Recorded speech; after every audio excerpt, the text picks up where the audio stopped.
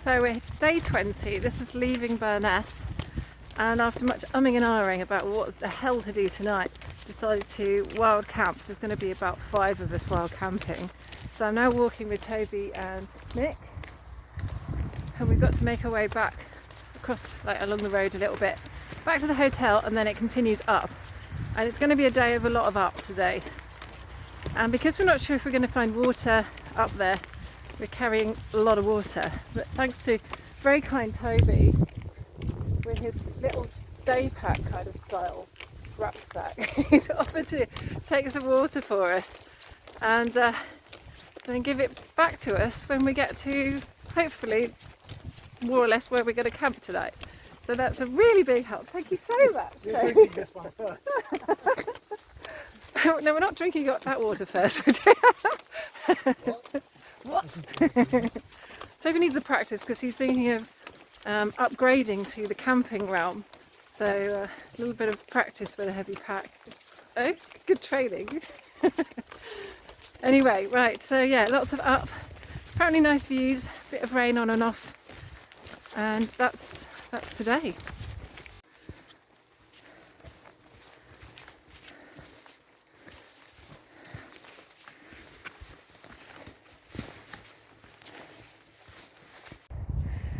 Oh, it's hard work going up here. A reassuring acorn sign. Seem to have a good pace so far. It's pretty steep. Going through lots of bracken. Now we've got little baby fern trees by the looks of it. So Toby's going back to the B&B that we just came from. So we've got a slight time pressure because they're picking him up at 5 o'clock. So the book says 7.5 hours or 8 hours. We left at 9:20. So we've got to keep a good pace up to get there. Or get him there. Which I guess is good. Stops us dawdling, you know.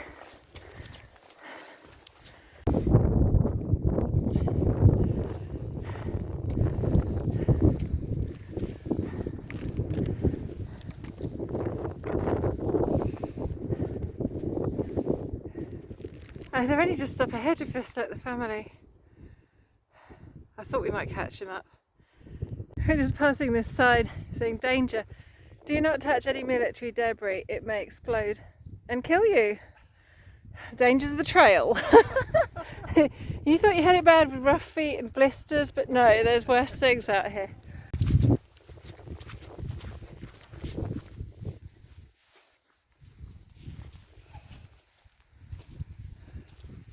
Nice and sheltered on this side, isn't it?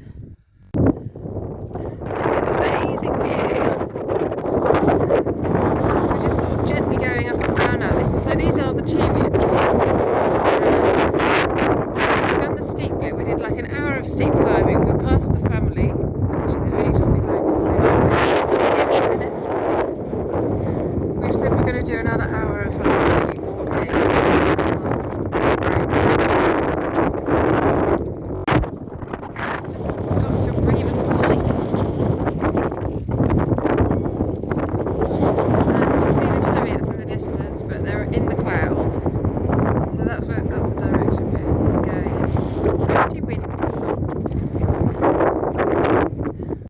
Toby and I are just appreciating this amazing view.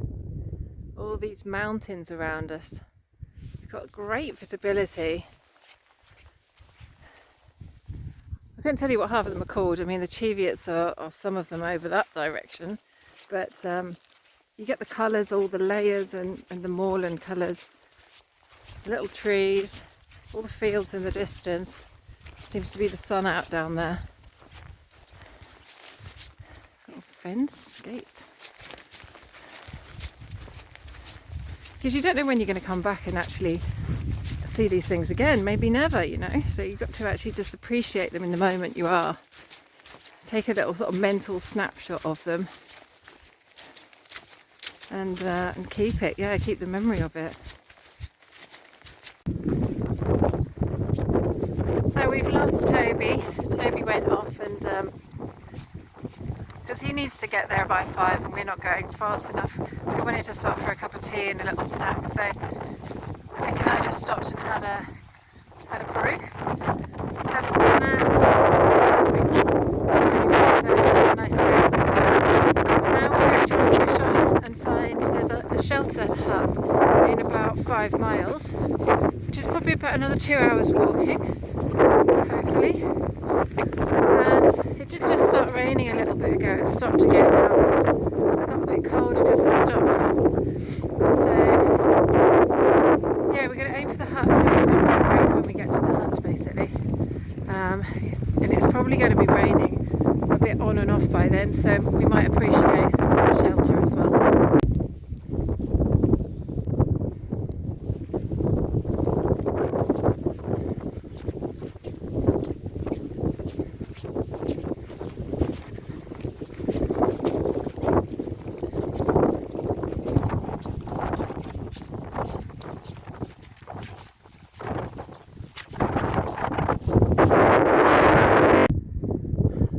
Joining the route that goes to, if you go that way, it goes to a Roman fort, the ruins of a Roman fort. So we've just joined back up with the path.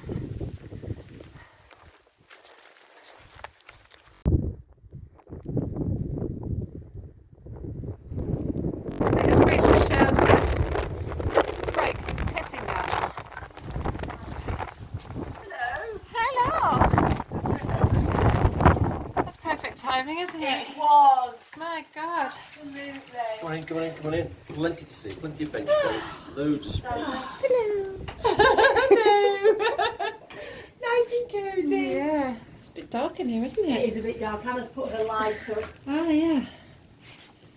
but it started to get a bit.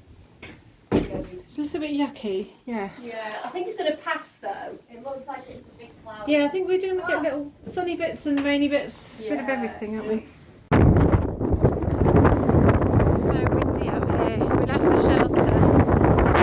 The weather's really slow. This always happens to me just after my body's digesting it, so I've got the energy in my legs. It takes me a while to speed up. Let me just give you a little round of the view. It's still quite nice, you know.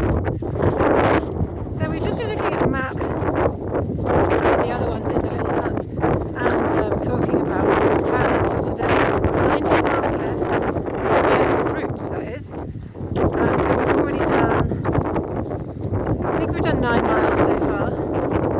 Half what's left. So basically we have to get to Gyle.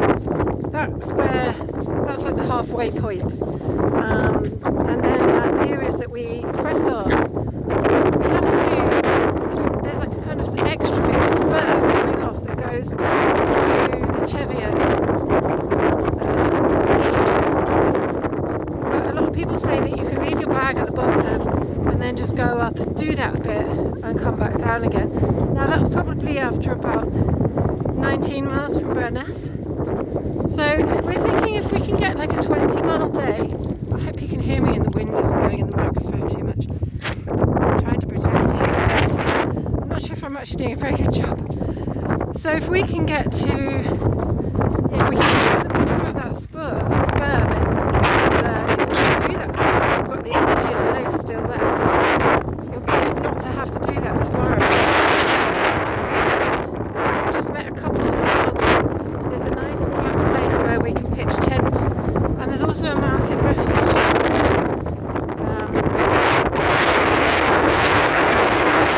But it's there if we need it if the weather actually gets really bad.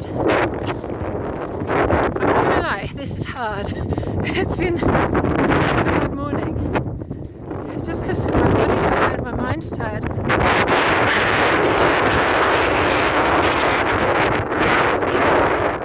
And then now with all the it's hard.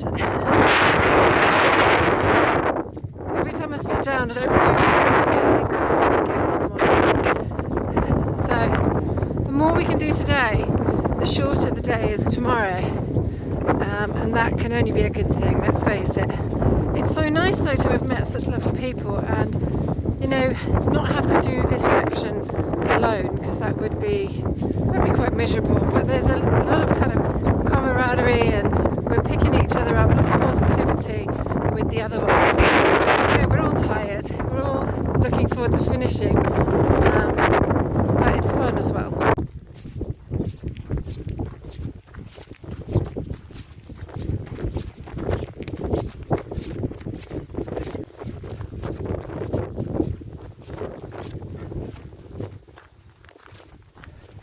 Gosh, that section, I just came from that section, it's so boggy, it's the boggiest bit I've had yet.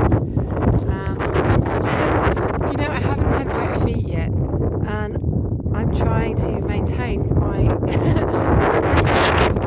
having wet feet since I was there, so still maintaining it, just about. See if I can, I've got like 1 day left. There's Mick right at the top there. I'm just actually like walking my own pace without not trying to push myself to keep myself. My body doesn't want to do it. So I just come up the top of this hill where it's got this amazing view of all the mountains. We're just trying to work out which one is Windy Gyle, and we reckon, at least the one with that pinnacle on the top. It's like a little bobbly bit. I think that's it. I think that's Windy Gyle. So the path goes sort of down there, and it must go a little bit to the right at some point. Probably just goes over the top of those other mountains in the foreground. What do you think, Mick? Sort of east from here, isn't it? Northeast or east? This path's so boggy, even with the flagstones. Where's your stick gone to? Oh my god. Where's the flagstone? It's right here, listen.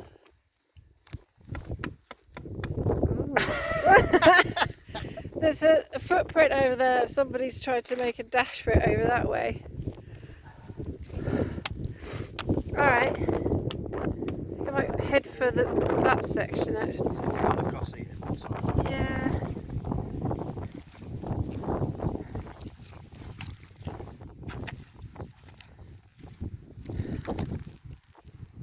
Alright, my turn.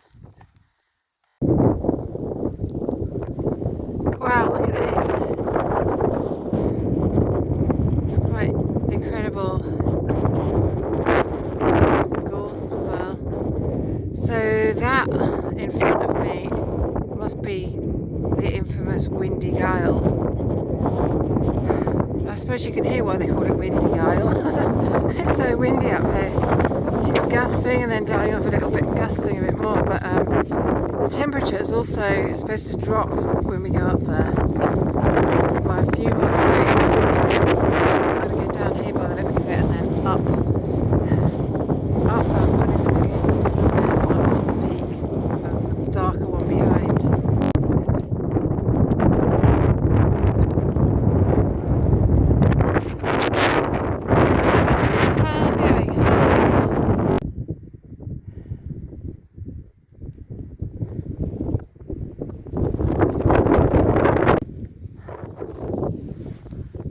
So this is the Windy Gyle up there. So we just went through this gate behind me, and now we're in Scotland! Yay!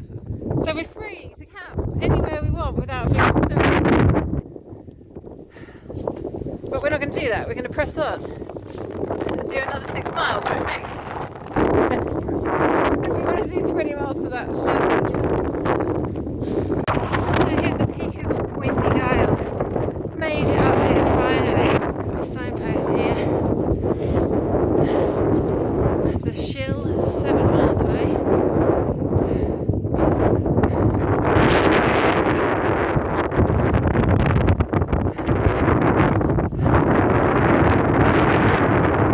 Did you say you could get in it? Or we just hide behind the pile of rocks?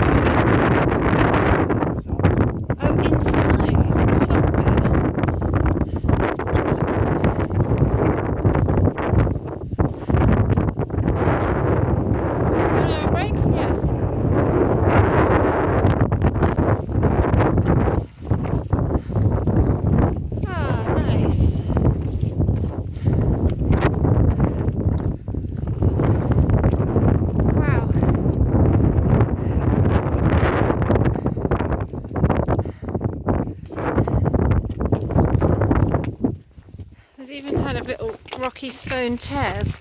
Oh, blimey. So we're on the English side again, following this fence. On the other side of the fence is Scotland, and on this side is England. But the path is better on this side. There was a path on the other side as well, but now it seems to have disappeared. It's about 6 o'clock. Seems like it's getting darker. I think it's just the sky because it's gone a bit grey. We're still alright for daylight.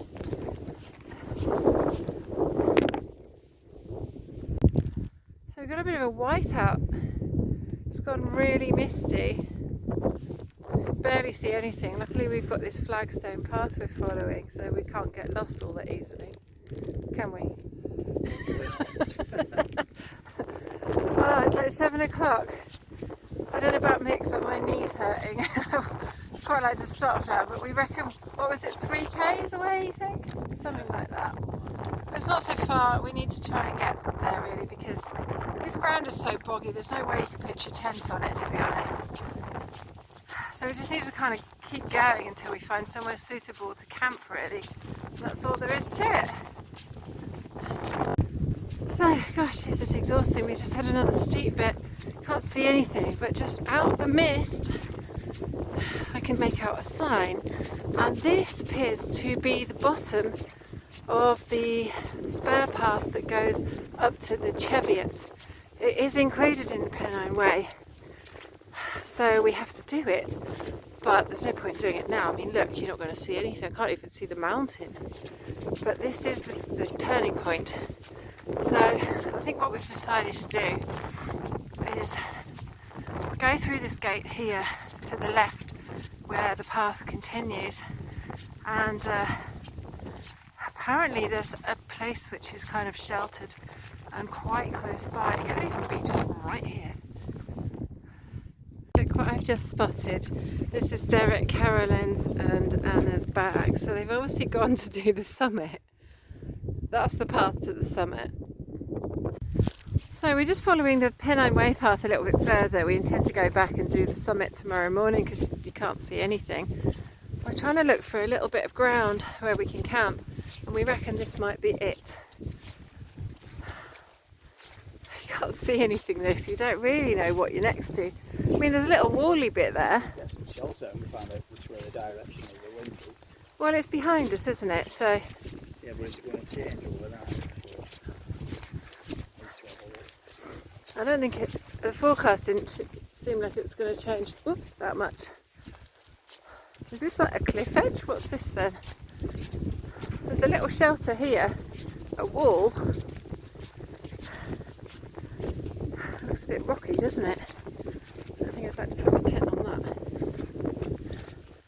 Oh right, there's like a steep drop down here.